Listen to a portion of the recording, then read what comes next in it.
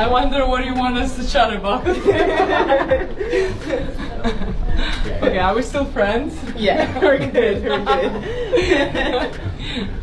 So you see, it's all good, guys, chill out. Mercedes-Benz didn't just make an offer. They wrote a $90 million check to Coco Gauff. Not $50 million, not $60 million, $90 million. Spread over 7 years, this wasn't a deal. It was a declaration. And if you're wondering why Aryna Sabalenka might be feeling a certain way about it, let me paint the picture clearly. Here's the current reality: a player who has won 2 of the last 3 Australian Opens, the reigning US Open champion, watching a 19-year-old walk away with what could be the largest endorsement deal in women's tennis history without even receiving a phone call. This wasn't just about money. This was Mercedes-Benz making a loud, unmistakable statement about who they believe represents the future of not just tennis, but sports marketing itself. And that statement has left one of the most dominant players in the game standing on the outside, looking in. But before we unpack the tension and fallout from this moment, we need to understand how Coco Gauff even reached this position in the first place. Because this story doesn't begin with Mercedes. It begins with BMW, and one of the most expensive miscalculations in modern sports marketing. BMW had Coco first. They signed her when she was still a teenager, just as she was electrifying Wimbledon and announcing herself to the world. You'd see her arriving at tournaments in BMW vehicles. Their commercials aired during Grand Slam broadcasts.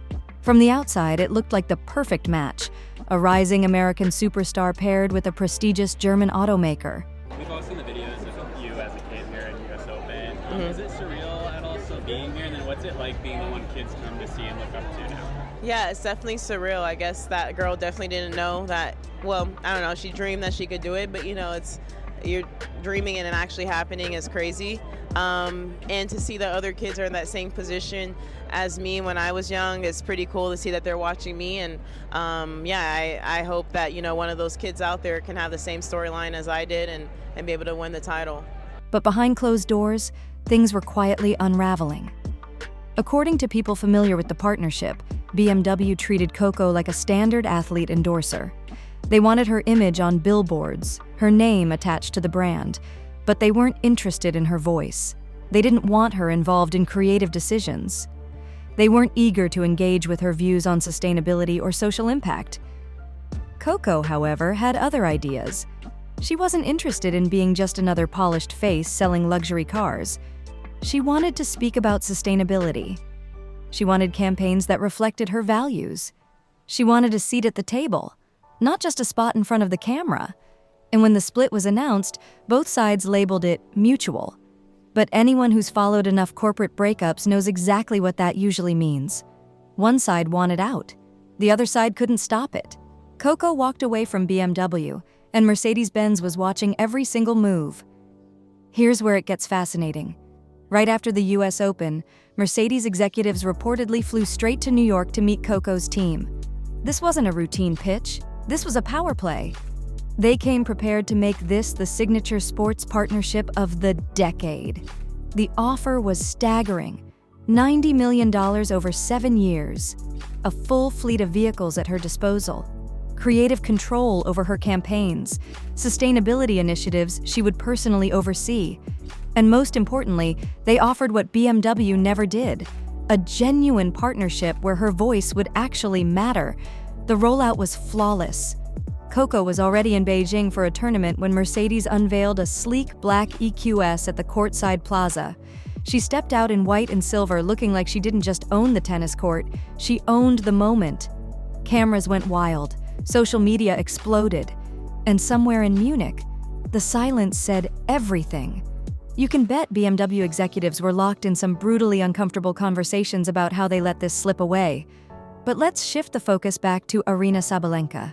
Because while Coco was finalizing a historic deal, Sabalenka was quietly putting together what may be the best season of her entire career. She won the Australian Open in January. She powered her way to the semifinals at the French Open. And then, in September, she captured the US Open, beating Coco in the semifinals on her way there. By any objective measure, Aryna Sabalenka was the most dominant player in women's tennis over that stretch. So the obvious question remains: why didn't Mercedes-Benz come calling for her? According to industry analysts, the answer had very little to do with rankings, trophies, or win-loss records. This decision was about something far bigger than tennis. Mercedes wasn't betting on forehands and serve speeds. They were betting on cultural influence, global reach, and the ability to connect with a younger generation of consumers who care about more than horsepower and leather interiors. And in that calculation, Coco Gauff checked boxes that Sabalenka simply didn't. Let's be honest about the dynamics here. Coco is American, which instantly gives her access to the largest luxury car market in the world. She's already a household name in the United States, and not just among tennis fans. Her visibility extends beyond sports. She's articulate. She's outspoken on social issues. She has a genuine connection with Generation Z that many traditional athletes struggle to replicate. She's also rapidly growing in popularity in China, where tennis viewership is surging and where Mercedes sees massive long-term growth potential. From a branding perspective, that combination is incredibly powerful. Sabalenka, for all her on-court dominance, doesn't offer the same global profile. She represents Belarus under a neutral flag due to geopolitical complications. Her public persona, while authentic and respected, is more reserved. Her social media reach is smaller, and fairly or not, she doesn't provide Mercedes with the same storytelling opportunities that Coco does. Now this part matters, because none of this diminishes Sabalenka as a player. She is an extraordinary competitor who has earned every title, every ranking point, every ounce of respect she's received. This isn't about questioning her greatness. But in the endorsement world, especially at the very top, the biggest check doesn't always go to the best player. It goes to the player who delivers the most brand value, and Mercedes clearly decided that Coco's platform, her voice, and her cultural influence were worth $90 million. The timing made the contrast even sharper. Coco's first major Mercedes campaign launched during the WTA Finals in Riyadh, logos everywhere, courtside signage, branding stitched seamlessly into every broadcast. And because Coco was winning matches and looking dominant, it didn't feel forced. It felt organic. Meanwhile, Sabalenka was also competing in Riyadh, also playing at an elite level, but without that same level of brand amplification surrounding her. According to Forbes, the deal instantly ranked among the largest athlete brand partnerships of the decade. Bloomberg reported that the announcement added billions to Mercedes' brand valuation. That's not exaggeration. That's the market reacting in real time. And the ripple effects are already spreading across women's tennis. Other players immediately began using Coco's contract as leverage in their own negotiations. It immediately forced sponsors across the industry to rethink what they're willing to pay. Female athletes took notice right away.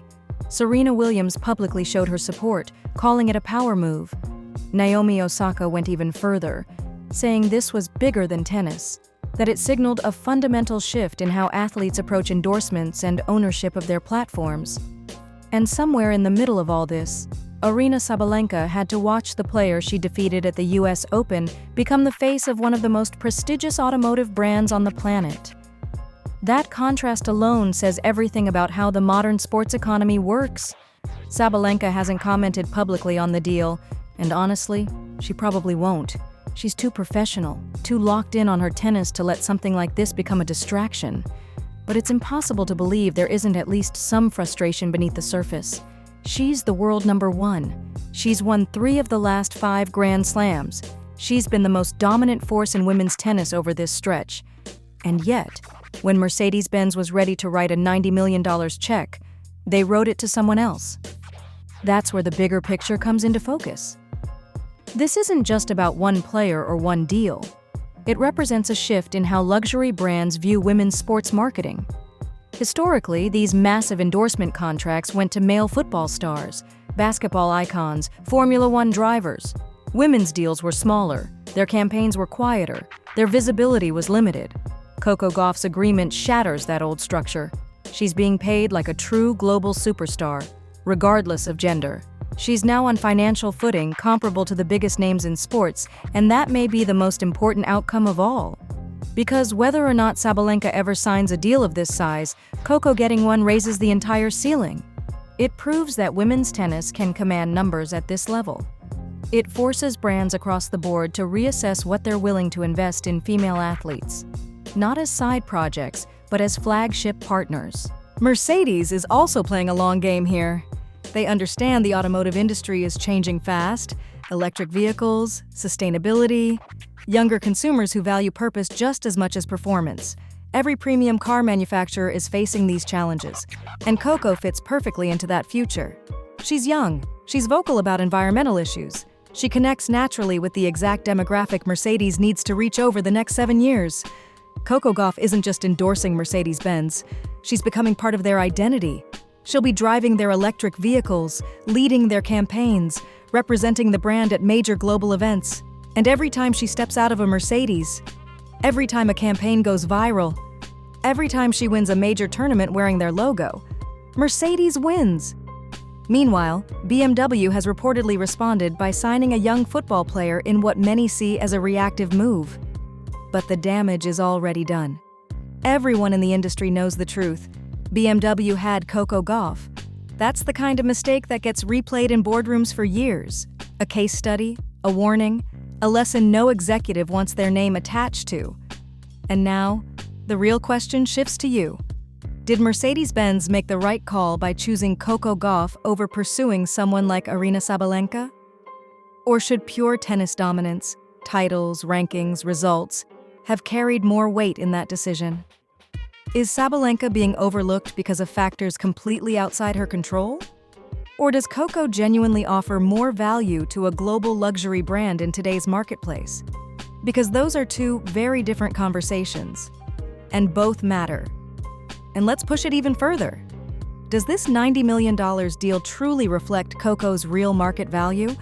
Or is Mercedes intentionally overpaying to send a message, dominate headlines, and plant their flag in the future of sports marketing? There's also a legacy question here. Does missing out on a mega deal like this change anything for Sabalenka's place in tennis history? Does it diminish her achievements in any way? Or, when all is said and done, are on-court results the only thing that truly lasts? This debate doesn't have easy answers, and that's what makes it fascinating. There are strong arguments on every side, depending on how you weigh performance, influence, branding, and timing. So let me know what you think. Drop your thoughts in the comments. I genuinely want to hear where the tennis community stands on this. And if you want to stay locked in on the business side of tennis, the endorsement deals, the behind-the-scenes power plays, the controversies that happen far from the baseline, go ahead and subscribe. We break down everything from player contracts and tournament economics to the corporate partnerships shaping the sport. Because tennis isn't just decided on the court anymore. It's being shaped in boardrooms too, where the biggest points are played with signatures, strategy, and 9-figure checks.